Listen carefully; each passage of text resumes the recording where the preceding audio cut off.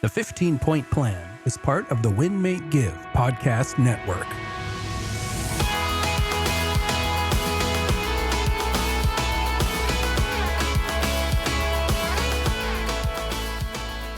Welcome to the 15-Point Plan podcast. Chad Himes here with the positive Jillene Snell. How are you today, Jillene? I'm good. Hi, Chad, and hello, audience.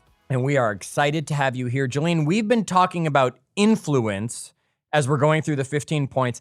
I have this feeling we might sit here for a little while talking about this topic before we move on, just like we did with nutrition and the exercise. You and I were really in there for a long time. Let's talk about 10 ways to influence others positively, right? We've talked about some of the things that influence us. We're going to talk about more things that influence us. We're going to hear from people about things that have influenced them. We did some research and we came up with the 10 ways to positively influence others. Where do you want to start, Jillene? Well, I want to start with why do we want to influence others? And keep in mind that there's so many different ways to influence others and so many different reasons why you would want to influence.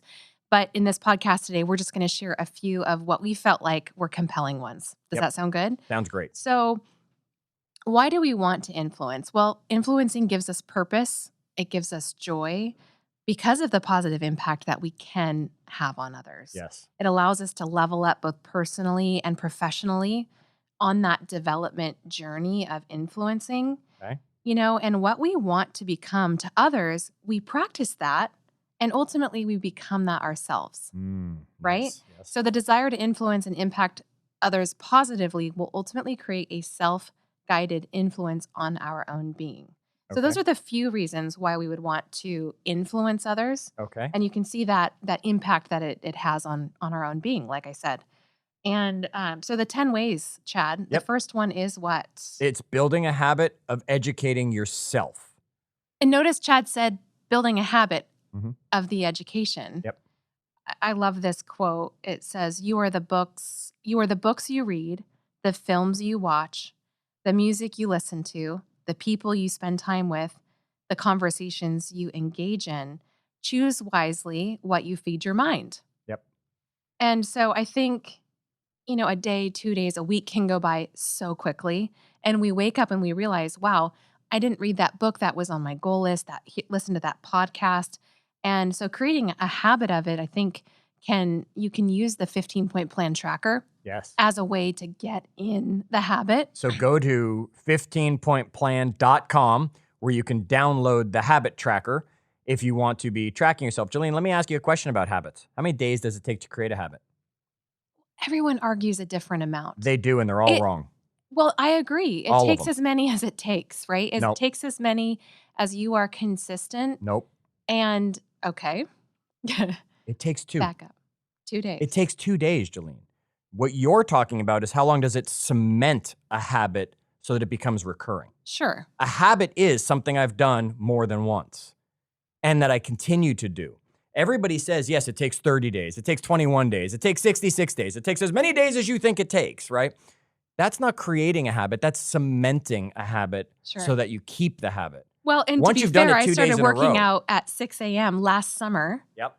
I still don't feel like the habit is quite cemented yet. Correct. It's a habit, yet it's not cemented where it's become easy that you don't have to think about it anymore. Right, because I came back from vacation and now I'm having a tough time getting back to the 6 a.m. Because It's a not habit cemented. takes 2 days and you went 2 days without getting up at 6 a.m. to work out. All right, back to this though, because we're talking about building a habit of educating yourself, which means don't go 2 days in a row without doing it.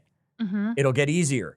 Jillene, talk more about it. Well, I think, to make sure it does become a habit, plan what we're going to read the night before using the daily plan. I think we talk about that on the podcast. Yep. The daily plan, and which is planning the day the night before. So what podcast is it going to be? Which book do we want to finish, right? We all have that huge stack of books that we haven't finished. Yes. Often it's because we haven't planned to finish it, right? Correct. And Chad, Yes. a good book for everyone to start in their habit building of reading would be your new book, which is called what? Yes, Achieve Your Apex. Achieve Your Apex, which is super exciting. And how long of a read would you say that is? Depends how fast you read. Good answer. So, and keep it simple, Chad, with building this habit. Make it Yes. 5, 10, 30 minutes a day of reading. Do it in the car. Read 5 minutes Don't before read the while gym. you're in the car driving. Audible, Yes. Chad, Good. podcasts, yes. Read 5 minutes before the gym, 10 minutes before bed. Habit stack it with another habit like drinking coffee or brushing your teeth. But a fun fact that I thought was interesting is it's said that the average CEO reads 1 book a week. If you were to combine like articles, podcasts, paperback books, I bet any one of us can achieve that, depending on the size of the book, of course. And that's 50 books a year or 1,000 books in the next 20 years. And we will dive into that sentence in a lot more detail in an upcoming episode on influence in the books. All right, so Jillene, give us the second way to influence others. It's realizing that one of the greatest human needs is to feel important. Oh, Carnegie says the desire to be important is the deepest urge in human nature. The life of many a person could probably be changed if only would someone make him feel better. Yeah, his English wasn't perfect, but I noticed that. The quote is what it is. Good job working your way through that, right? The desire to be important is the deepest urge in human nature. The life of many a person could probably be changed if only would someone make him feel better. This might seem obvious, but I think not. I think we should still ask the question, how do we make others feel important now? Give me one way. And how could we make others feel important in the future? Give me one way. The number one that I've learned from my mentor, Ben Kinney, is ask people questions they've never been asked before. That's a great way. And then practice deep listening, not only in the words that are being spoken, but the tonality, the body language, and the unspoken, the intangible. There's so much behind what someone's saying. Okay. Never, Chad, answer when someone's sharing with you, never answer with like, me too, or let me tell you when that happened to me. You're turning it back inwards versus really deep listening. Here's what I love about working with Jillene. We say share one, she's got 3. She's know. awesome. She's got a whole Chad. list of things for you folks that we could talk about when it comes to going deeper on making others feel important. Yet, Jillene, I want to keep you moving because you got 10 of these that we gathered and put together. So number 3 is be real and be raw. Yeah. And Talk to us a little bit about that. I've been talking to some friends about this topic and my therapist this week, actually. So this one's really close to home. Connection is built through trust. When we're honest and kindly direct with others, we earn their trust in part, right? And that often means being unfiltered and also using emotional intelligence while we're being unfiltered. It doesn't mean we placate others. Mm-hmm. People are really looking for leaders and influences who can demonstrate a level of vulnerability. They're not led by their egos, and their words and actions come from a place of both candor and care. You mentioned 2 things in there that I'm going to point out to our audience. You mentioned Ben Kinney and emotional intelligence. So over on the Win, Make, Give podcast, we are part of the Win, Make, Give podcast network. Over on the Win, Make, Give podcast, there's a series on emotional intelligence with Ben Kinney talking about all the different pieces of it. So good. So folks, winmakegive.com. You can click on the different series that are there and you can find those episodes. Okay, number 4 on your 10 ways to influence others is bring humor into the conversation, Jillene. Okay, Chad, I have a joke for you. Okay, you're going to bring some humor into this conversation. It's a Canadian joke. Okay, I got them. Okay, ready? Yeah. I heard a rumor about the Canadian Prime Minister. Uh-huh. Not sure if it's Trudeau. Okay, now 90% of our audience has no idea what you just said. I got it. Okay, good. Excellent. Well, Chad, you lived in Toronto, so I thought that was a good joke for today. Absolutely. Okay. Trudeau was the Prime Minister of Canada. Folks, that was his name, Trudeau. Very well. All right, Jillene. So the point is, get someone laughing and they'll let their guard down so that you can really get to know and have influence on them. That's I think there's awesome. enough said there. Yeah. All right, number 5. It's to be your impeccable word, and you probably recognize that from the book, The 4 Agreements. Yes. Chad, remember that old saying, sticks and stones may break my bones, but words can never hurt them? Sure. Okay, now I'm dating myself. Okay. Well, I think we've all found that phrase to be so untrue because words really matter. And when we make a promise to someone, they're going to remember. They will. They will remember what you say. And, did we promise to our kids that we'd spend time with them that evening, and did we deliver on that promise? Did we commit to follow up on a work project with a colleague, and did we deliver? Did we send that item to the client as promised? This is going to create influence when we are a promise keeper, of the words that we're saying to others. And I think that starts with, Chad, first we need to keep promises to ourselves. Did we commit to working out today? And did we deliver to ourselves, to reading, to self-care? Did we deliver? Excellent. All right. The sixth, Jillene, is giving more than you actually need to, right? So when you're asked a question, whether it's text or email, instead of just giving that bare yes or K or whatever it is, embellish more, give more than you actually need to, recognize individuals for a job well done, a great question asked, or provide additional resource and information so that you can keep giving. I know you have a great example you want to share. Yeah, well, first, a pet peeve of mine is when someone responds with a thumbs up. And granted, there's often times where that's just necessary. You're moving fast, you're in another meeting. I get that. But there's certain people who, my friend and business partner, Adelina, she's not a thumbs up kind of girl. Even on Okay. social media, if you're reacting to one of her pictures, she's going to respond and share more with you about the meaning behind that.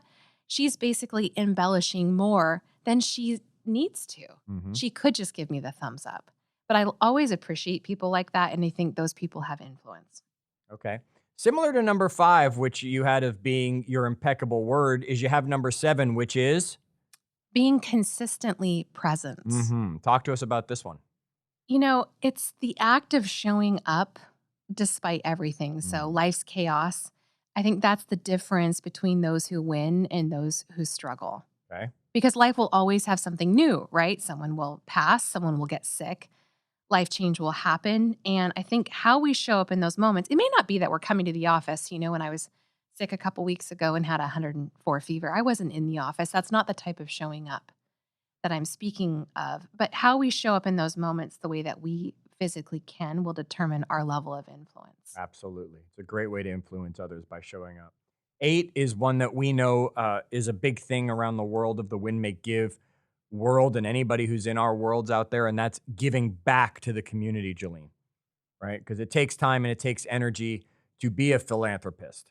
When a busy professional makes time to be part of the community impact, it creates visibility. People notice that. It comes up with that, influence that they have. So come up with exciting and interesting ways to give back, such as, give me an exciting or interesting way you've seen, Jillene, of people giving back to their community and therefore developing influence. Jacqueline Smith, who has been a guest on this podcast, She does a coat drive, and it's very visible, and she's very much giving back to her community. So I love that one. Okay. But just maybe sponsoring a charitable event. Like we have a food truck roundup here. It is a very visible event. We can invite our clients, we can invite our friends, our family, and have them be a part of it too. Yep. So I think when you think about the best places to work in the United States and the ranking of those places, philanthropy is always labeled as a part of that, of the reason why someone wants to work for an organization. Interesting. And I don't think that's, of course, the number one reason to be a philanthropist, but it can sure be a part of that, of being one of the best places to work. 9. 9 this is kind of like a nuanced one, Chad. Okay. And that is to share nuggets with people around you. I would get text messages from Ben Kinney at 10. It's okay. You know him. 10, you can call him I know. Ben. And for the audience, right? Ben Kinney. He'd send me a text at 10 or 11 at night with a really great article, and I wouldn't see it because I'd be sleeping. Yep. But I'd wake up and I'd always appreciate it. And I think, you know what? I'm awake at 5, 6 or whatever. I'm going to do the same for someone else. And maybe I would share the exact same article that he shared with me because it inspired me with someone else. My insurance agent, Jake Squires, he seems to be this person who is always in the know before everyone else.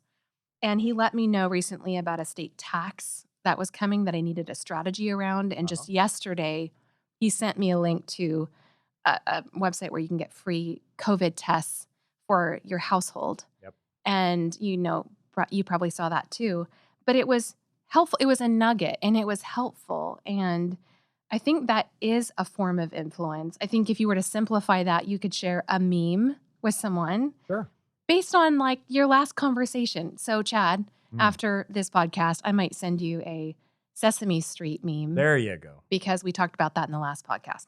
Here's hoping that one aired before this one so that you didn't just give away the greatest TV show of all time. Ah, yes. Dave, hopefully make note not. of that. All right. Yes, memes, you're right, because that also brings in your laughter, right? And maybe someone hears something in an episode like this podcast episode and says, hey, I'm going to drop that nugget. I don't even have to do the work. All I have to do is influence you and say, this is what I'm learning. Exactly. And I think the point here is you don't need to share some sort of like total intellect type article. It could be a meme. It lets someone know that you're thinking of them. You remembered your last conversation or something special between the two of you, and that becomes a part of influence. Yes. All right. So, Jillene, wrap this up.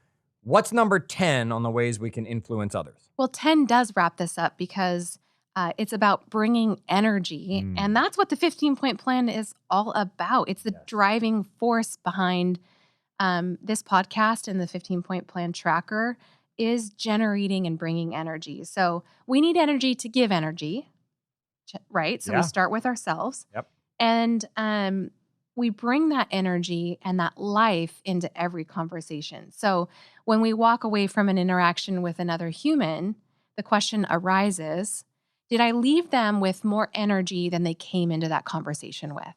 That's a great question to ask every time you finish a conversation and walk away. Okay. Thank you.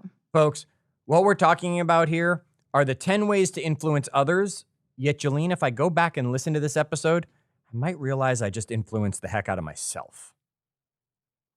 Okay. That's a great way to wrap it up. That's what we want you to be thinking about as you're influencing others.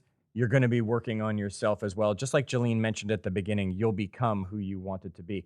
We hope you're going to join us in our Facebook group, facebook.com/group/win-make-give, where we talk about these episodes. We want to hear about your influential stories. We also have, as mentioned earlier, Jacqueline Smith runs a group, the 15-point plan for life, that you can find on Facebook, where they're having accountability held to the 15-point plan, which helps them control their health, happiness, and raise their energy. And around that, we hope that this episode ups your energy and takes you to the next level.